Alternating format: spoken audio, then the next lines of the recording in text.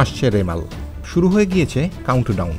বঙ্গোপসাগরে ঘনীভূত নিম্নচাপ শক্তি বাড়িয়ে শনিবার রাতেই তা পরিণত হতে পারে ঘূর্ণিঝড় রেমালে।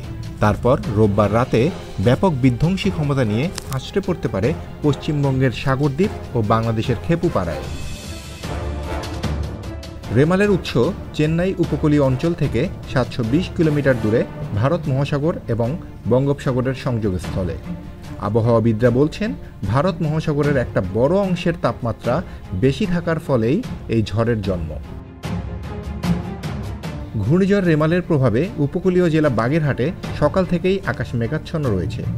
শনিবার দুপুর থেকে দমকা হাওয়ার সঙ্গে শুরু হয়েছে থেমে থেমে বৃষ্টি। এর প্রভাবে আতঙ্ক বাড়ছে জেলার নদী তীরবর্তী মানুষের মধ্যে। মোংলা বন্দরে 1 নম্বর সংকেত চললেও বন্দরে থাকা দেশি বিদেশি জাহাজের পণ্য ওঠানামার কাজ স্বাভাবিক রয়েছে বলে জানিয়েছে মোংলা বন্দর কর্তৃপক্ষ। তবে রেমালের গতিবিধি পর্যবেক্ষণ করছেন তারা। মোংলা সমুদ্র বন্দরকে 1 নম্বর দূরবর্তী সংকেত দেখিয়ে যেতে বলা হয়েছে। আবহাওয়া অধিদপ্তর থেকে জানা গেছে, রোববার সন্ধ্যায় এই ঘূর্ণিঝড় বাংলাদেশের উপকূলে আঘাত হানতে পারে।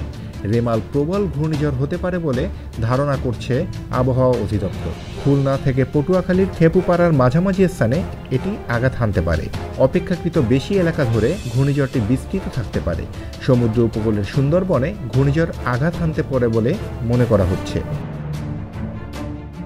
জানা গেছে, ঘূর্ণিঝড় রেমাল রবিবার মধ্যরাতে বাংলাদেশ ও পশ্চিমবঙ্গের সাগরদ্বীপ খেপুপাড়ার মধ্যে আছড়ে পড়তে পারে। ঝড়ের সর্বোচ্চ গতিবেগ হতে পারে ঘন্টায় 110 থেকে 120 কিলোমিটার। কলকাতা ও সংলগ্ন জেলাগুলিতেও ঝড়ের বেগ হতে পারে ঘন্টায় 80 থেকে 90 কিলোমিটার। সবচেয়ে বেশি প্রভাব পড়তে পারে 2 চব্বিশ পরগনায়, সেখানে ঘন্টায় ঝড়ের বেগ হতে পারে 100 থেকে 110 কিলোমিটার।